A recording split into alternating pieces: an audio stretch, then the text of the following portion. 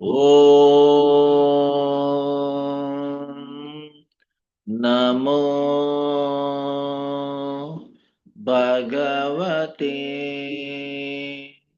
Vasudevaya. Om Namo Bhagavate Vasudevaya. Om Namo Bhagavate Vasudevaya.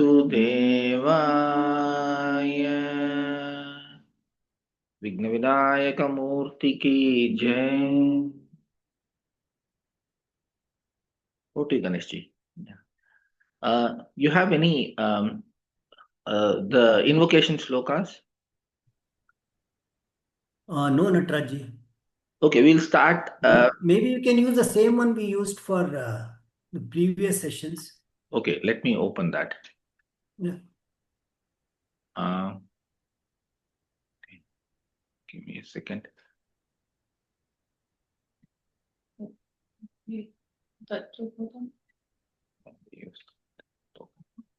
Okay. So I'll share my screen. Okay, let me share my screen.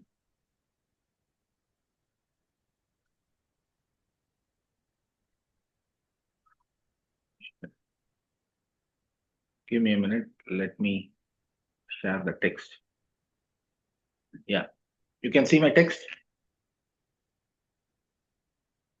Om Sahanavavatu Sahanau Bhunaktu Sahaviryam Karavavahai Tejasvinavaditamastu ma vidvishavahai. Om Shanti Shanti Shanti.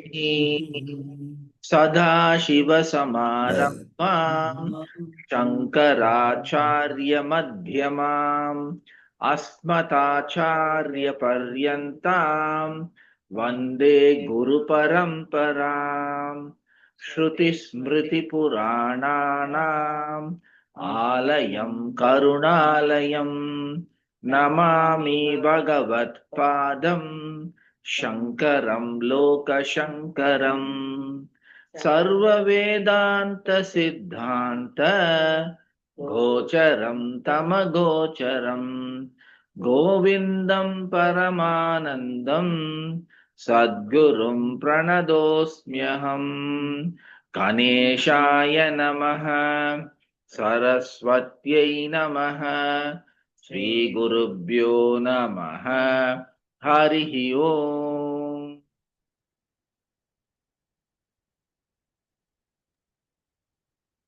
Over to you, Ganesh ji. Thank you, Natraji. Om Shuklam Bharadaram Vishnum Shashivarnam Chaturbhujam Prasannabadanam Dhyayet Sarva Vignopashantaye.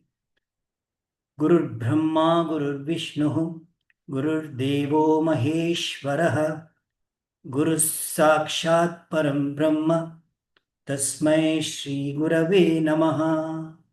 Saraswati Namastubhyam Varade Kamarupini Vidyarambam Karishyami Siddhir Bhavatu Me Sada. Pranams to the Lord. Pranams to all the Satsangis. Hari Om. So it's good to be back after this long break. And in this Vedanta Satsang, we have studied 3 spiritual texts, starting from the Bhagavad Gita, and then Tattva Bodha, and lastly, Viveka Chudamani. 3 spiritual texts. And now we continue our spiritual journey by taking up the study of Upanishads. See, in the Dhyana Shloka of the Gita, Upanishads are compared to cows. and Bhagavad Gita, the milk. So Lord Krishna has milked the Upanishadic cows, meaning he has extracted the essence of the Upanishads and given it to us in the form of Gita. So having gone through the Bhagavad Gita, we already have got the essence of the Upanishads. And moreover, we prepared ourselves for the study of Upanishads by studying the two Prakarana Granthas, namely Tattva Bodha and Viveka Chudamani. And these two Prakarana Granthas have made us familiar with the technical terms used in the Upanishads. And they have also given us an overview of the teachings of the Upanishads by presenting them in a systematic manner. This is what the Prakarana Granthas have done. Now, Swami Paramarthananda ji says that the teaching that we are seeking can be compared to a garland and flowers, garland of flowers and thread. See, without the thread, the flowers cannot form the garland. Okay. And without the flowers, the thread by itself is not a garland at all. Flowers and threads are complementary to each other. Similarly, in this garland of teaching, the Upanishads are the flowers and Prakarana Granthas make up that thread. Together, they help the student grasp the teaching. Now, as we know, Upanishads are part of the Vedas. They are found in the end portion of the Vedas and hence known as Vedanta. Now, what does the word Upanishad mean? So, we can split the word Upanishad into three. Upa plus Ni plus Shad. So, the first portion, Upa means Upasadanam, means indicating approaching a guru. So, Upa indicates the wisdom that is received by going to a guru. And what type of wisdom is it? The portion Ni indicates that. Ni means Nishchaya Jnanam. Jnanam, knowledge. So, it's a knowledge, Nishchaya, free from doubt, free from any error, free from any vagueness. Nishchaya Jnanam. Ni. And the third portion, Shat. Shat means destroyer of samsara. And samsara we know, human struggle, that's what it is. It's a struggle for freedom from a sense of incompleteness, freedom from sense of mortality, and freedom from insecurity. So freedom from all these three is called moksha. Therefore, the last part of in Upanishad, Shat, in the means samsara nashakam. So Upanishad is that wisdom which is gained by approaching a guru, by which samsara is destroyed. And the statements that are there in the Upanishads are called mantras. They are called mantras not because they are used in rituals. No, they are powerful, concise expressions. And these mantras are intended for contemplation, for spiritual transformation. And as we know, these mantras are not a product of human intellect. Apaurushaya, they are not a product of human intellect. They have been said to have been received in the minds of the rishis many thousands of years ago. And it is believed that there were more than 200 Upanishads. Out of them, 108 Upanishads are now known, 108. Others are lost. Now, out of these, 10 Upanishads are considered to be foundation Upanishads. Foundation Upanishads, 10 of them. Let me list them out. 1. Ishavasya Upanishad, Kena Upanishad, Katopanishad, Prashna Upanishad, Mundaka Upanishad, Mandukya Upanishad, Taittiriya Upanishad, Aitareya Upanishad, Chandogya Upanishad, and Brihadaranyaka Upanishad. Now, each of these 10 Upanishads are of various sizes. The smallest Upanishad is Mandukya. Mandukya Upanishad has only 12 verses, 12 mantras. Chandogya Upanishad has a maximum number of mantras, 627 Chandogya. But that is not the bulkiest Upanishad. The bulkiest is Brihadaranyaka Upanishad, 434 mantras. Why is it bulkiest? Because the mantras are longer. That's why. Brihadaranyaka Upanishad. We have chosen Prashna Upanishad for our study first. Prashna Upanishad. Prashna Upanishad has 67 mantras. And this Upanishad is referred to as a major Upanishad. Why major? Because Adi Shankaracharya has written a commentary on this. And this Upanishad, Prashna Upanishad, belongs to the Atharvana Veda, like Mundaka and Mandukya Upanishad.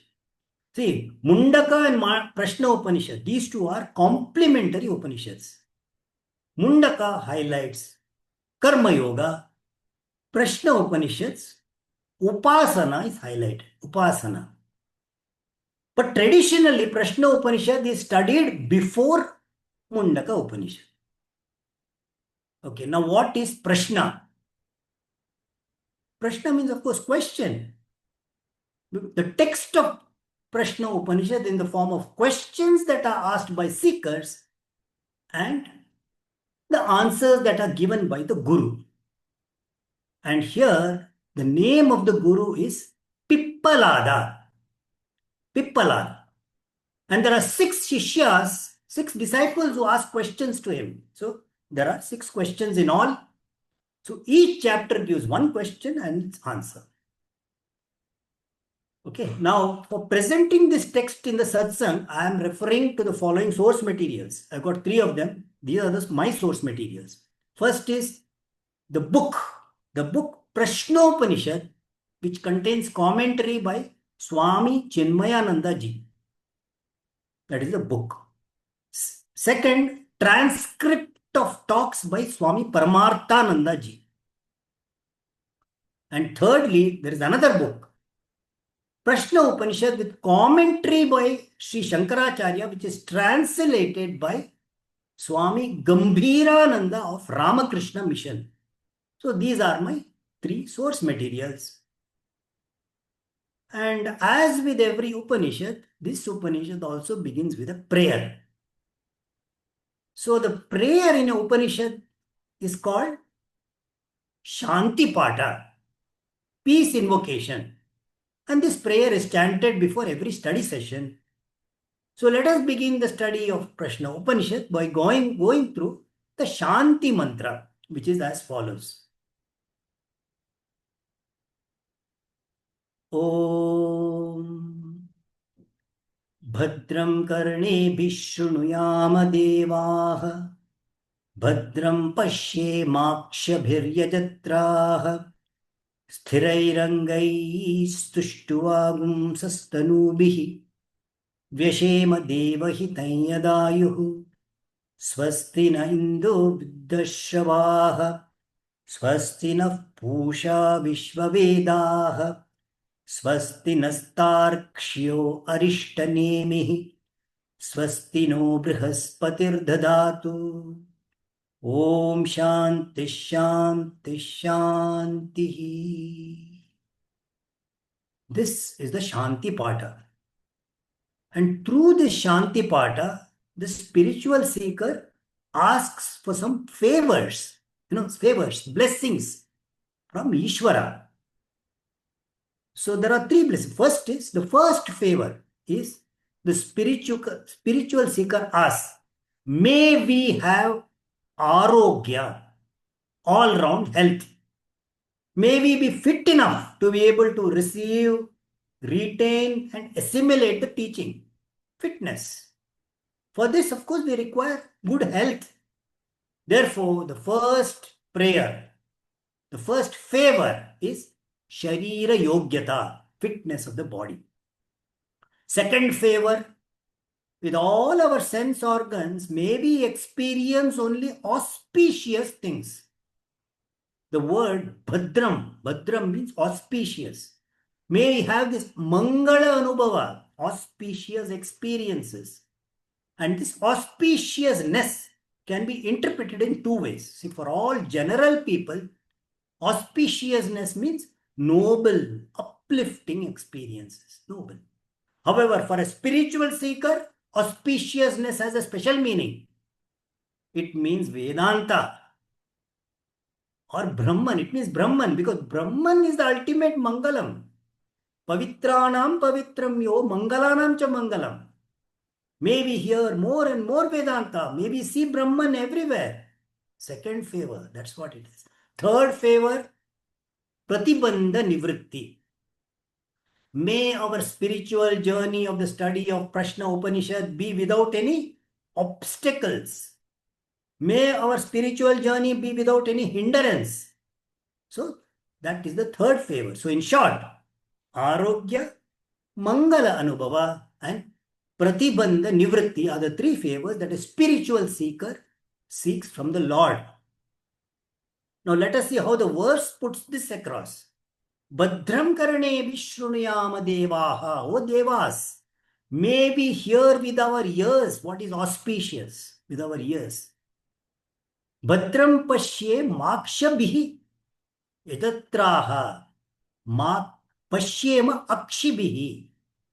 Means, O worshipful ones, may we see with our eyes what is auspicious.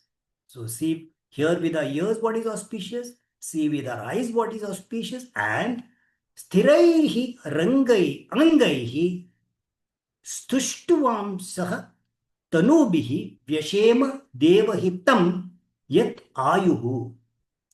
May we be hale and hearty through the entire length of our allocated life, offering our praises to you. And swasti naha indraha vriddashravaha. Now here, Indradeva is invoked. May the ancient and famous Indradeva bless us. Swasti naha pusha vishvavedaha. Pusha, Surya Bhagavan. So may the all-knowing Surya Bhagavan, may he bless us. Swastinas tarkshyah arishtanemihi. Tarkshyah is Garuda Devata. So may Garuda Devata, the destroyer of evil, bless us. May he bless us. Swastina Brihaspatihi dadatu. Dadatu. May Brihaspati, who protects the spiritual wealth in us. Spiritual wealth is protected by Brihaspati. May he bless us. And the prayer concludes with Om Shantihi, Shantihi, Shantihi. 3 times. The word Shanti is repeated 3 times. That is to pray for the freedom from the 3 obstacles in our pursuit. What are these 3 obstacles? We know them. What are they? Adhyatmika Pratibandha. Obstacles from the factors centered on ourselves. Adhyatmika. Adi Bhautika. Adi Bhautika, obstacles coming from other living beings around us. Adi Bhautika. And thirdly, Adi Daivika. All those natural forces, they are obstacles, earthquake, floods, all these. So, Adhyatmika, Adi Bhautika, Adi Daivika, freedom from all these obstacles. This is the Shanti Patha, Badram Karnebi. So now, let us move to the text. Mantra 1.1. 1.1 means chapter 1, mantra 1.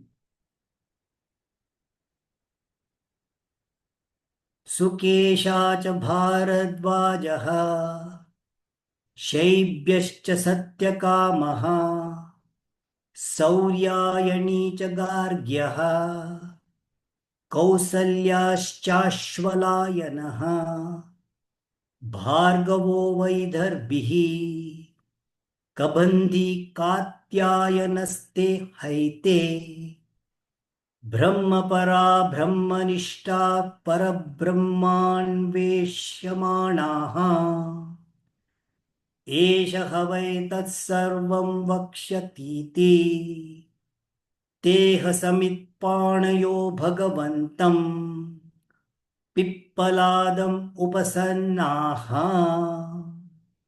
First mantra. So in this first mantra, Upanishad introduces the Guru and the Shishyas. See, the teaching in the Upanishad is in the form of a Guru-Shishya dialogue. So, having such a dialogue indicates that the knowledge, spiritual knowledge, should always be received from a Guru in the form of dialogue. One should not study the Upanishad all by oneself. No. a guru is a must. Now here we see 6 seekers approaching a guru, and in this verse, this mantra, 6 seekers are named. Each one is identified by 2 names. One is the first name, which is the original name, and the other is the surname. And the surname is based on parents or kula or parampara, one of these. So what are these 6? 6 seekers, 6 disciples. Sukesha cha Bharadvajaha. Sukesha, son of Bharadvaja. Secondly, Shaibhyascha Satyakamaha.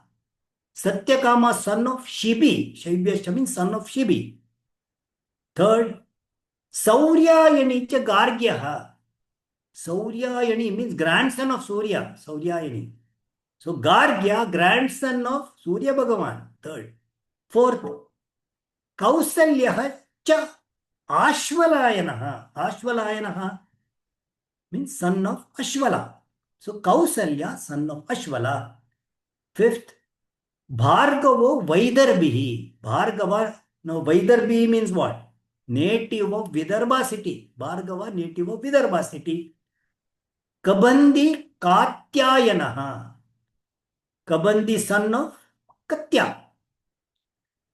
He ate means they, all of them, all the 6 seekers, namely Sukesha, Satyakama, Gargya, Kausalya, Bhargava, and Kabandi, 6 seekers. They have some common traits that are mentioned in this mantra. What are these traits? They are Brahmapara. They are Brahmapara. Now, word Brahma here, it means the Vedas.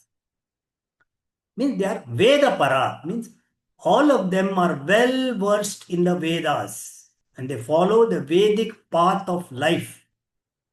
It means they are a part of that religious group following a religious way of life. What does it mean? That means they came to the Guru after having undergone initial study of the Vedas in a Gurukulam. But then we have to know one thing, that this knowledge refers to knowledge in the Veda Purva Bhaga. So they have knowledge of Veda Purva. Veda Purva deals with Saguna Brahma, Brahman with attributes. Saguna Brahma, also called Ishvara. So they have knowledge of Saguna Brahma. And that's why they are Brahmanishtaha. They are centered on Saguna Brahma, Ishvara. Brahmanishtaha. And also that means they are firm devotees of Ishvara. So we can conclude they have worshipped Ishvara through Karma Yoga and Upasana Yoga. Brahmanishtaha. Now we can conclude that being centered on Ishvara, they have acquired the qualification for the study of Vedanta. What is the qualification required for the study of Vedanta?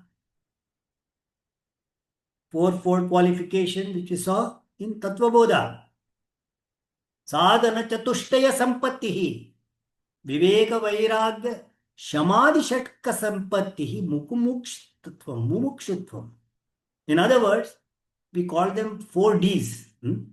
Discrimination, dispassion, discipline, and desire for moksha. 4 Ds. That's what Samadhi, Sadhana Chatushtaya Sampatti is. Now, so these seekers have studied the religious part of the Vedas. And they are yet to study that Antabhaga, the Vedanta, that is the spiritual part. The end portion, Vedanta, that deals with Nirguna Brahman, formless, attributeless Brahman. And also being mumukshus, they are Param Brahma Anveshamanaha. They are seekers of the highest Brahman. They are interested in Ishvara in his higher form. They are interested in Nirguna Brahman, Brahman without attributes. Now, Eshaha Havai Tat Sarvam Vakshyati Iti.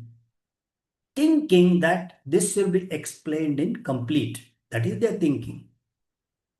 So, Teha Bhagavantam Pippaladam Upasannaha. They approached the revered Pippaladaha. So, that is why they approached the revered Pippaladaha. And Samitpanayaha. samit in their hands. They have carrying samit in their hands. What is samit? Samit is a bunch of dry twigs, pieces of wood that is used as a fuel for yaga, for a homa. See, in a Gurukulam, they often conduct this homa, especially a homa called Avahanti Homa. Avahanti Homa is meant for fitness of the body-mind complex. Now, in a homa, what happens? Dry twigs are used, of course, as fuel for the homa fire, and it is called samit. Now, the seekers, they have brought this samit as an offering to Guru, twigs. Now, this offering is mainly symbolic. Offering samit is symbolic of what? Of self-surrender. It is an offering of Shraddha and Bhakti to the Guru. Now, the seekers have come with a hope that they'll get answers to their questions. And with such a hope, they approached Pippala the Rishi. Now, the 6 seekers are standing in front of the Guru, each having an offering of samit in his hands. What happens next? Next mantra. Mantra 1.2. Tan hasarishiruvacha bhuya eva tapasa brahmacharyena Shraddaya samvatsaram samvatsyatha yata kamam prashnan pruchata yadi vijnasyamaha sarvam havo vakshama iti. Tanhasa rishihi uvacha. To them, the rishi said. Pippala the rishi said to the 6 devotees, the 6 seekers, what did he say? Let us look at the second line of the paragraph. Samvatsaram samvatsyata. Stay here for yet another year. So the Guru did not let them say anything. Before they could speak, he instructed, stay in the ashram with him for a year. Now, this stay in the ashram, is it meant to relax, eat, sleep, while away their time? Now, the Guru continues here. Tapasa brahmacharyena shraddaya. Practicing tapas, observing brahmacharya with shraddha. Now, what is tapas? In this context, tapas, practicing tapas means following a simple, austere life. And brahmacharyena means here, brahmacharya, generally we understand it as, vow of celibacy. But here, we have to take a broader meaning of brahmacharya. Observing brahmacharya means strictly following all the disciplines, including celibacy, that belong to a brahmachari in a gurukulam. So that is what it is, brahmacharya. And it's shraddha. Shraddha means reverence, faith. So the Guru says, may you remain here and after 1 year you can come to me. Now, why does the Guru impose such a condition? Staying in the ashram for a year, practicing tapas, observing brahmacharya with shraddha, why? Now, here we have to know that this sort of practice was very much there in the ancient times. So, when the seekers come to a Gurukulam and ask for knowledge, the Guru wants to know how serious the seeker is. Is it just a casual desire? Or is it a very sincere, a serious desire? He wants to know. Because is the Shishya ready to give up all the comforts and put up with the discipline of the ashram for gaining this knowledge? Does he consider worth his time and effort? So, this is a test. So, firstly, it is a test. But secondly, living together in the ashram, enables spiritual tuning up between the Guru and the Shishya. They begin to understand each other's, preferences, each other's strengths. And with such an understanding of each other, it enables good mutual communication, enables the Shishya to assimilate the teaching efficiently. Second. Third, living in the ashram with discipline, that increases the seeker's strength and control over the body and mind. He gets good self-control. It purifies the Shishya's mind, enabling him to give undivided attention to the Guru's teaching. 3 reasons. So the Guru says, may you remain here and after 1 year you can come to me. Then the Guru continues, after 1 year of stay, Yatha kamam prashnan prichata. You may ask questions as you please. I'll give you a free hand to ask any question that you want after one year. Yadi vijnasyamaha sarvam ha vaha vakshyama iti. If I know the answer, I will surely explain everything to you. If I know the answer, why does the Guru say this? Is it some hesitation? So, lack of confidence in the part of the Guru? If I know the answer, no. It is an expression of modesty, of humility. That is the sign of a true teacher. No egoism, no vanity. So by saying, by saying if I know the answer, Guru conveys one more thing. What? When you come after 1 year, you cannot be sure you'll get the answer to the question. Okay. But of course, Pippalada, he happens to be a traditional acharya. He is an acharya of traditional wisdom. So no question, no doubt he'll be able to answer all the questions which the seekers ask, which comprise the Prashna Upanishad. Now the next mantra gives the situation after 1 year. Mantra 1.3. Atakabandhi katyayana upetya prapachya Bhagavan kuto hava imah prajah prajayanta iti. So atha means then after 1 year, the seekers have stayed in the ashram, they have followed the disciplines of the ashram, then after 1 year, Kabandi Katyayana Upetya Trupacha. Katyayana Kabandi, the last seeker in that list we read. He approached and asked. So he approached Pippalada and asked a question. He said, Bhagavan means, oh revered and venerable master, Bhagavan. Kutaha havai imaha prajaha prajayanta iti. From what indeed are all these creatures born? So what is this question? What is the meaning? How did all the creatures in the existence, how did they come into existence? Meaning, what is the origin of life in the universe? That's the question, profound question. It's a fundamental question that human beings have asked, they have asked themselves since the beginning of humanity. Since the dawn of humanity, they have been asking, how is this origin of life? How did the universe come into being? So the rest of the first chapter is going to be about creation. And creation which happens in stages, each stage is given. In every stage, the Guru mentions some sadhanas, some spiritual disciplines to follow. Let us look at the details, starting from mantra 1.4. Tasmai sahovacha prajakamo vai prajapatihi satapotapyata satapastaptva samitunam utpadayate raincha pranancheti eto me bahuda praja karishyata iti. Tasmai saha uvacha. He indeed replied to him. Guru Pippalada replied to the seeker Kabandi Katyayana. So what did he say?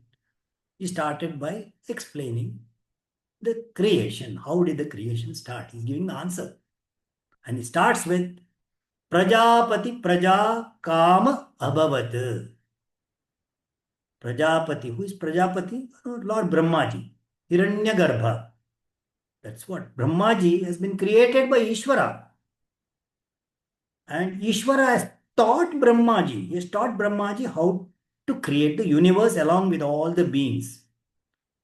See, in the process of creation, Ishvara does not do anything directly.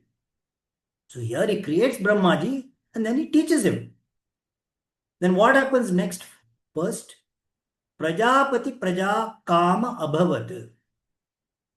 So, Prajapati desired to create progeny. Creating progeny, what is the purpose of creating progeny? Well, it's not mentioned in the verse, but we have to know that it is for the sake of exhausting the punya papa karma of all the jivas in the universe. That's why. So the universe is created for that purpose.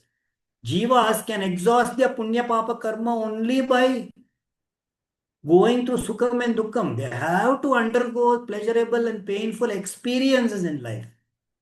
For this reason, jivas are born as human beings, as living beings. They are born as living beings. Now, how did all the jivas get this punya papa? They got them from the previous srishti, previous creation. So, we are talking about a new creation. It is a cyclical process. Creation and destruction of the universe happens in a cyclical manner. Beginningless and endless cycle of srishti and laya, creation, dissolution. So, creation is nothing but manifestation. And so, it is an endless cycle of srishti and laya. So, we cannot talk about, when the first srishti happened. It's cyclical, no beginning, no end. So, the current creation, we have to talk now. Current creation is to fulfill the jiva's karma of the previous creation. That's what it is. And that is the desire of Prajapati. And when that desire arose, what did he do? Satapa atapyata. He performed tapas.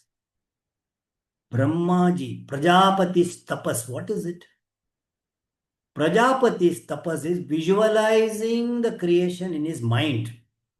A blueprint in his mind. Visualization is required. Why? Because the creation has to follow certain rules and principles. So the creation is not created at random, it is not without any method. According to Veda, nothing happens at random in the creation. And the entire creation happens in accordance with the law of karma. So every jiva gets a body according to law of karma. At the same time, the environment, all those circumstances in each loka, that is all created so as to enable every jiva to exhaust punya papa.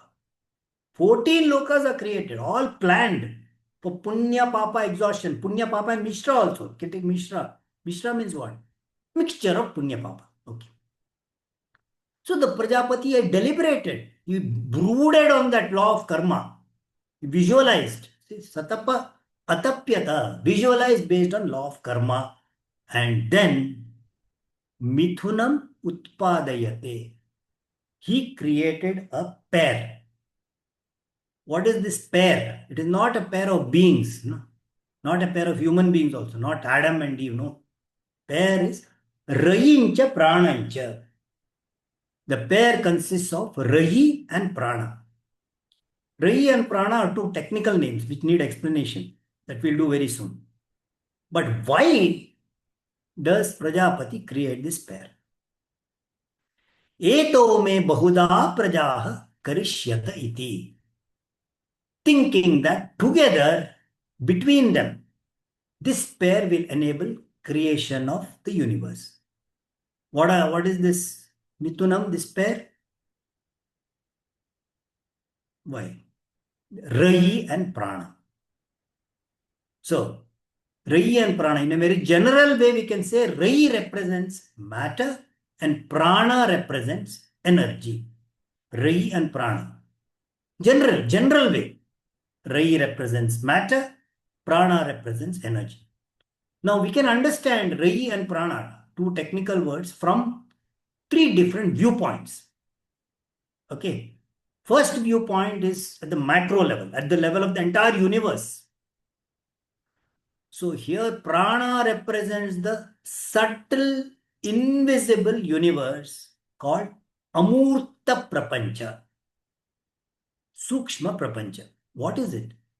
It is a formless, invisible universe consisting of all the minds and all the panchapranas of all the living beings.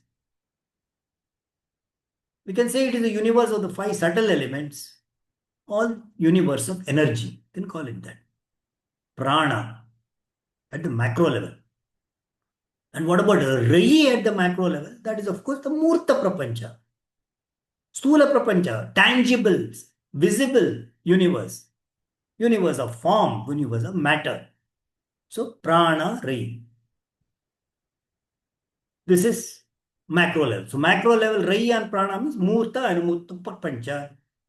Micro level, at the micro level, Prana refers to Bhokta. Sorry, power has gone. So, you can still hear me, I suppose? Okay. Now I'm looking like a ghost. Not at all, not at all. There is an aura around you, Ganeshji. Okay. Okay. So let me continue. You can still hear me. So at the micro level, prana refers to bhokta, consumer of food. Consumer of food, bhokta, prana. Rai refers to bhojyam, the consumed food. So that's what it is. Prana and bhokta, consumer. Rai, bhojyam, consumed, consumer, consumed. So prana, what is it? Internal energy, which we feed through food. Prana, the consumer, it belongs to Sukshma Sharira. Amurtam, formless, invisible. Invisible bhokta is called prana at the micro level.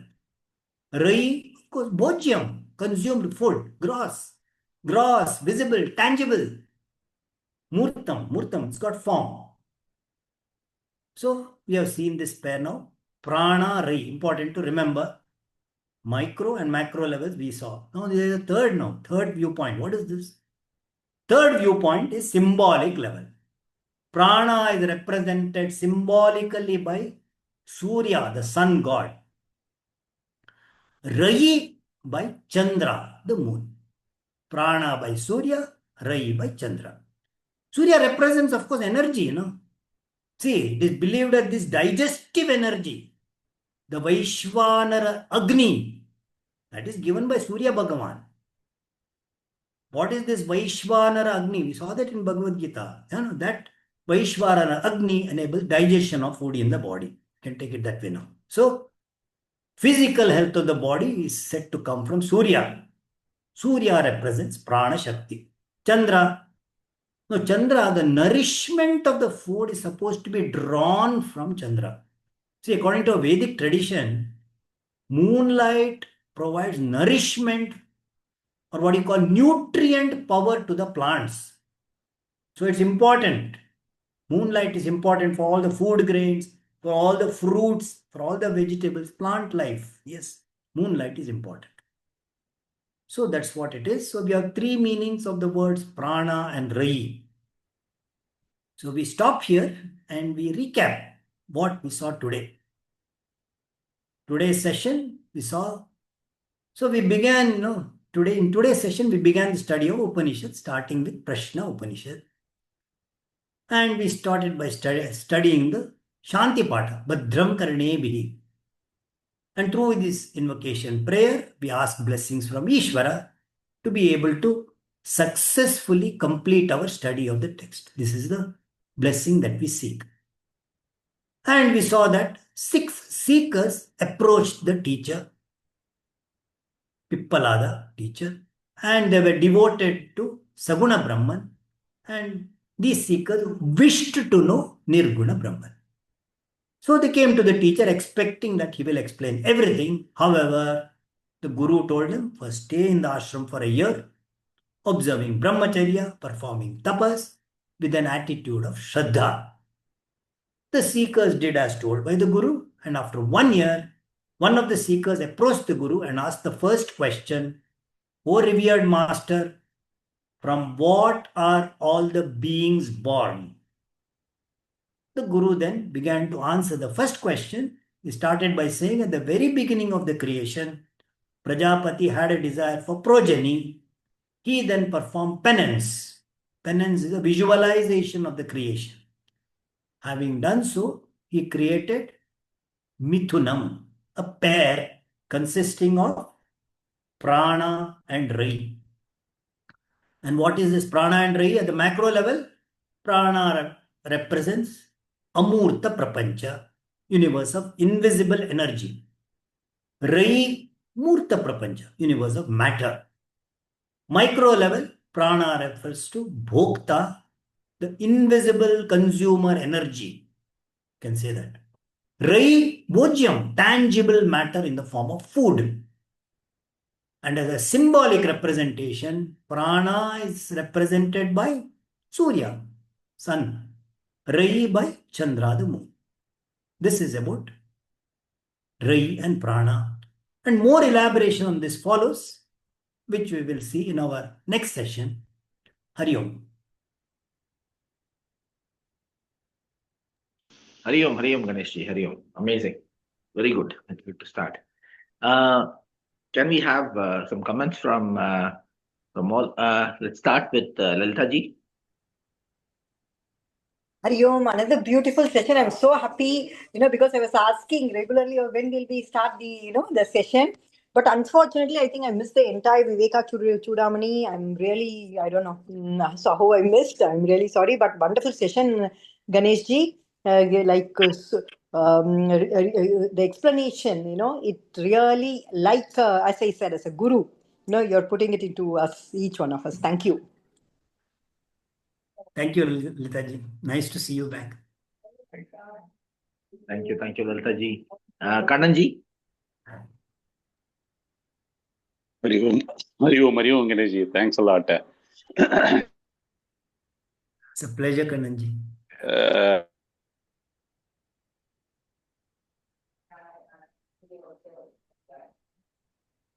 Kannan ji, you're there? We couldn't hear you. Yes, I am there, of course. No, Kannan ji, I couldn't hear Kannan ji. We lost him. Hello? Yeah, Kannan Yes. ji. Yes. No, all these years, we talk only about the sun, the benefit of sun, and because of the sun, all the living creatures are survive everywhere.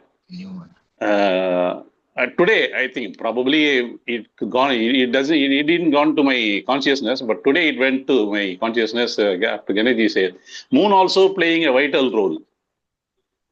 All these days I was thinking 90% sun and 10% is the moon, because this Gollywood and all the people, they equate that to the female and all that. They write a lot of songs on moon, so they never write on sun. So I was dragging by that. And now because of the creatures which is living, with the help of moon is also playing a vital role, is a very interesting thing which that is my take home point. Thank you, Ganeshji. Yes, Kananji, we always associated moon with beauty, and so it's not just beauty, there is a utility as well. Beauty, exactly. Thanks a lot. Thanks. Also, moon is vital even in geography, because it's responsible for the waves and other things. It controls the high tide, the low tide, and all those movement as well. Correct. Okay. Yes. The tides are caused by the moon. Yes, that's right. You made it as a rhyme, Ganeshji. Beauty versus utility. Thank you. Thanks, Kannan ji. Thanks. Atimber, anything from your side, Atimber?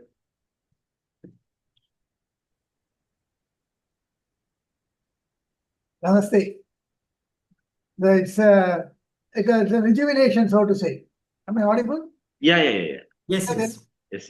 We are rejuvenating ourselves, from the earlier sessions of Ganeshji. But now, that was, Krishna's thing is, Lord Krishna himself is a simple person, amenable to everybody. So it was easier to understand also. But this one is, name itself is Prashna. That itself is a question, We are talking about a thing is going to be very, very Vedantic. It is a very, the core of Vedanta, in the sense, we are rather going into very deep into it. That is, the Ravi, Surya and Chandra, whatever we say. How the energy has come into the atom, if you go into the nucleus aspect of things, that Brahma, how he has put all, even within an atom, hydrogen bomb, we say it has got so much of energy. The Brahma has put in within the atom, in between the nucleus and the electron, he has put so much of energy.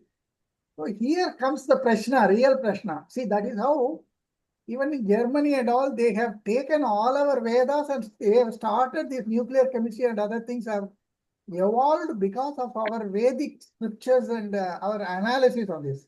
That's what in the beginning also it is given, no? Sambatsaraha. The people who have been practicing for years together. See, supposing in a holiday, what happens in my life? Sorry, I don't know whether I'm taking more time. Not at all. A holiday, when we sit here, we try to spend the time either by watching the TV. Now that TV is there, so we are watching. Otherwise, also we'll be whiling away the time.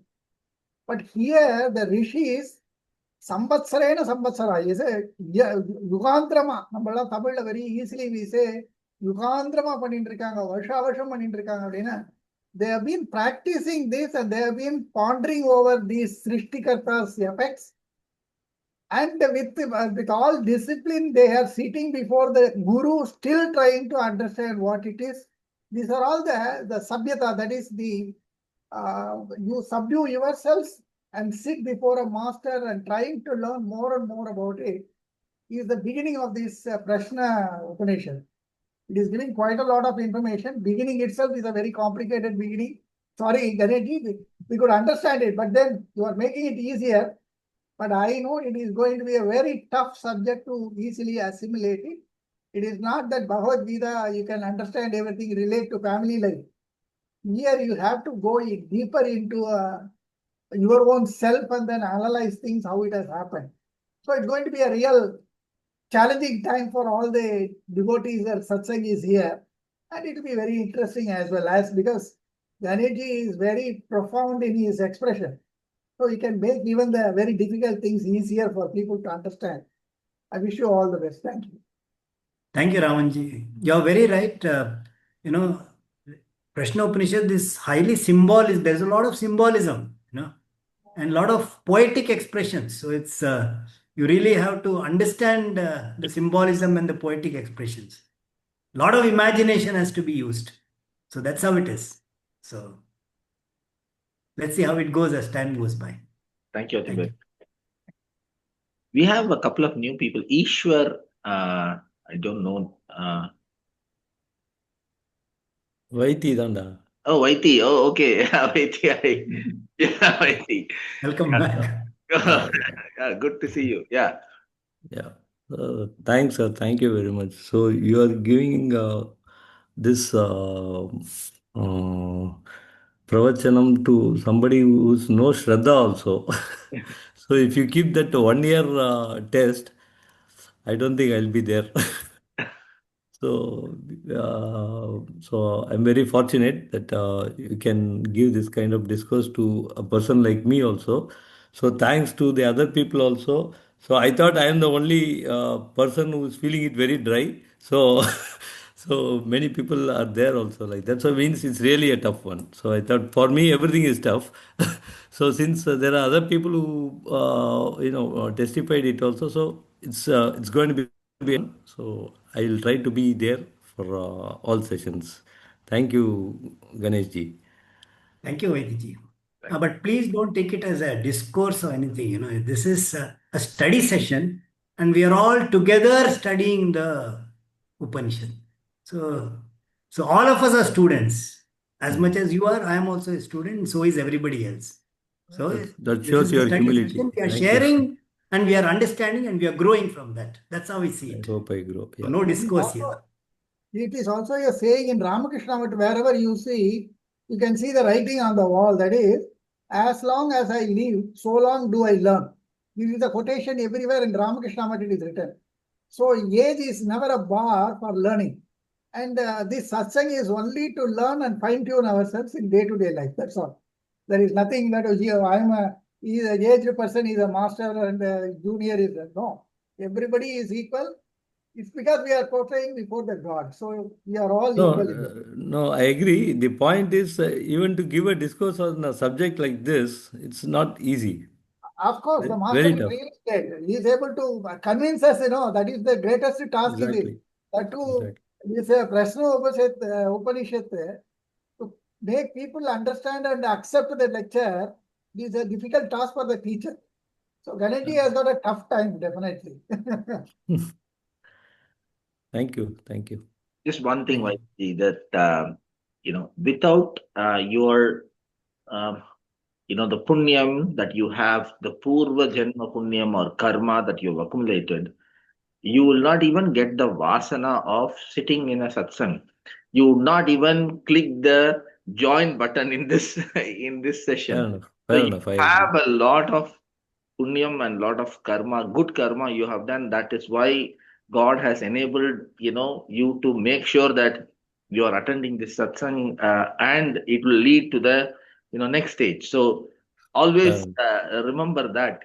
So we are here. It's because of the punya karma that we had done in the past life or in the present life somewhere. That is why we are having these wonderful sessions, that we are able to get the knowledge from good people, right? So True. True. I just True. want to add that. True. True. True. Thank you. Thank you. Hariom, Rajji, how are you? You're on mute, Rajji.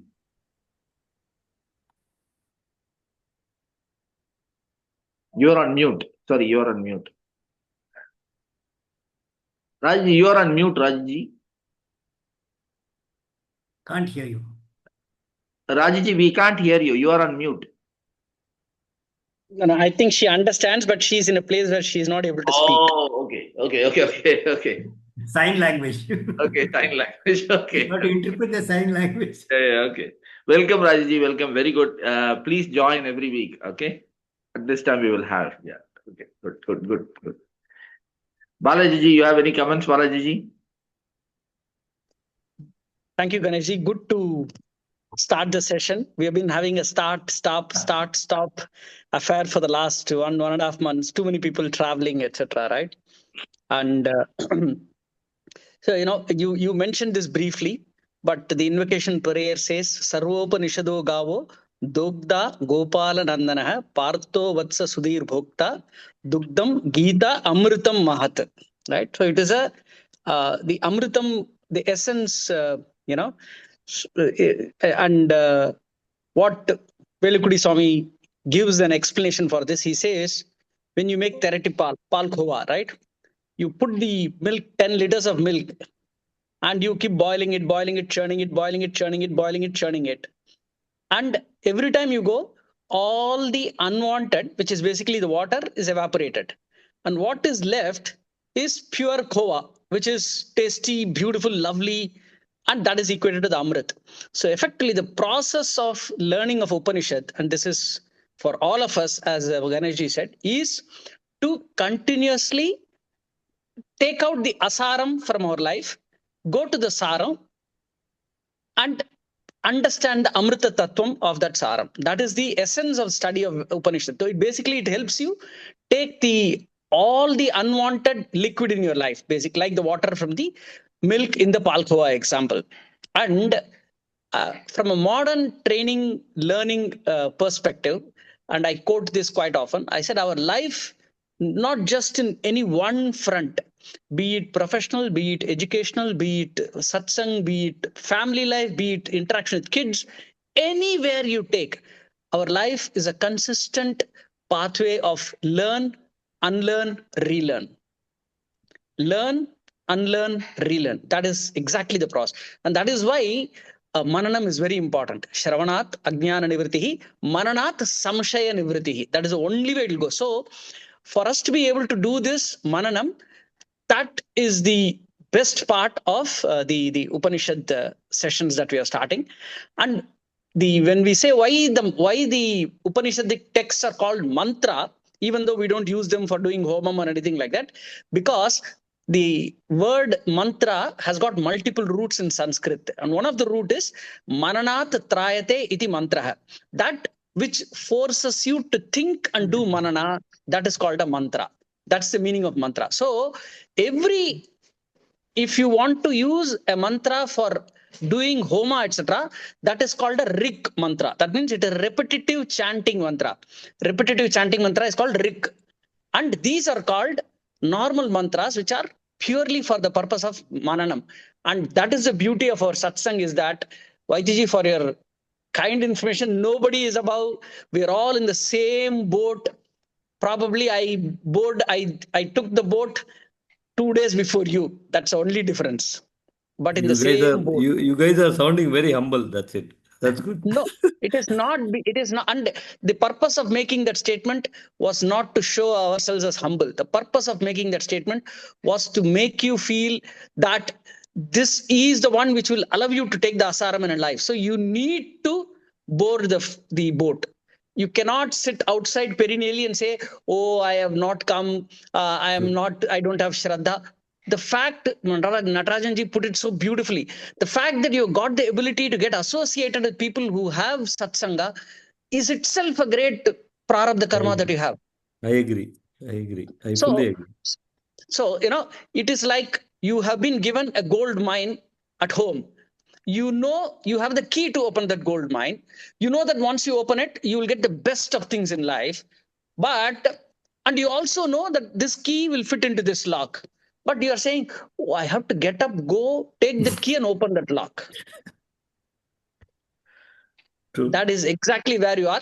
So my humble request, this is not to show ourselves as humble that we are making that statement that everybody is in the same boat. The fact is all of us are in the same boat. And that is precisely why I'm telling you, learn, unlearn, relearn is the only way we can progress in spiritual way. And the reason why we selected Prashnopanishad was because of this fact, because it is question and answer. Lot of the 67 mantras that we are going to see will be questions that we will all have. And that is why the first most important question all of us has is, why, if I have to, and I have thought about this hundreds of times, if I have to take birth and do bhakti, jnana, everything, eventually attain the Lord, why did I ever have to take birth? Might as well, you better give me the opportunity, Balaji, moksham dadatu, ho gaya. No. So there is a purpose why we are forced to do that. And that is the beauty that we learn in satsang. That is the beautiful nature of our satsang particularly.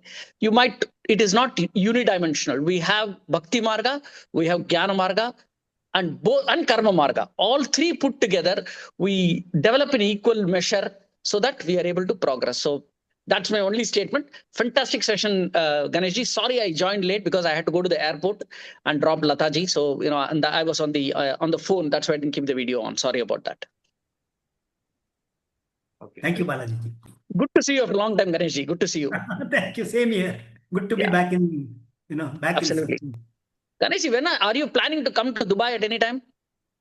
No, Balaji, no such plans. You should come. We are having the satsang offsite plan. You should come. Only to participate in the offsite. We can have a session with you. Right. Good. Okay. Thank you. Hari Om. Hari Om, Natarajanji. Hari Om. Let me do a small arti. I have. Natarajanji, before you go for Aarti, have you recorded Chudamani, Viveka Chudamani sessions at all? I have sent. I will send again. In my phone. Please. My purva karma is all gone. No, please forward. Please forward. Yeah. I will go to YouTube. I'll get that link. I'll forward it. Yeah. Okay. Oh, it's in the same link uploaded, right? Yeah. I've uploaded it. Then I have stored it. I have stored it. Okay. I didn't have time, but I did 6 or 7 videos. The first 6 or 7 videos. I split the video by shloka. You can see each and every shloka. I put the marker for each shloka. So thank you. I've done, and then the transcript you can read. It's all. Yeah. I tried. Thank you very much. Thank you. All, but I couldn't. I got tied up with other things. But yeah, we have to hire a video editor. Anyway, let me do the arti to Lord Krishna. Give me a minute. Let me do the arti.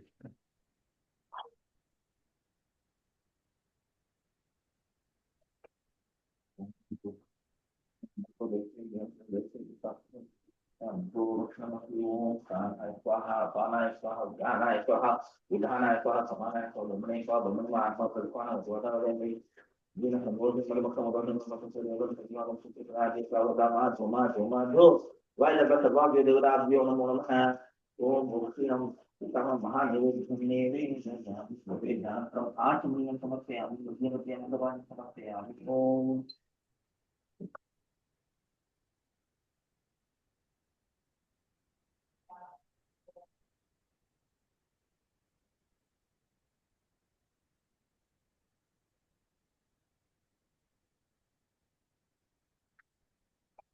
Om. कायेन वाचा मनसेन्द्रियैर्वा बुद्ध्यात्मना वा प्रकृते स्वभावात् करोमि यत् सकलं परस्मै नारायणायेति समर्पयामि. ओम स्वस्ति प्रजाभ्यः परिपालयन्तां न्यायेन मार्गेण महीमहीषाः. ओ ब्राह्मणस्तु सोमस्य नित्यं लोकाः समस्ताः सुखिनो भवन्तु. समस्त लोका सुखिनो भवन्तु. श्री कृष्णार्पणमस्तु. इंदिरारमण गोविंदा गोविंदा. हरि ओम. Hari Om. Tomorrow evening satsang will Hari start Om. at 5:30 Dubai time, just for everybody's benefit, because we'll be chanting the Bhagavad Gita, all the chapters. Hari Okay? Om, Hari Om, Hari Om, Hari Hari Om. Om. Hari Om. Lalita ji, Hari Om. you have to come on time because we need good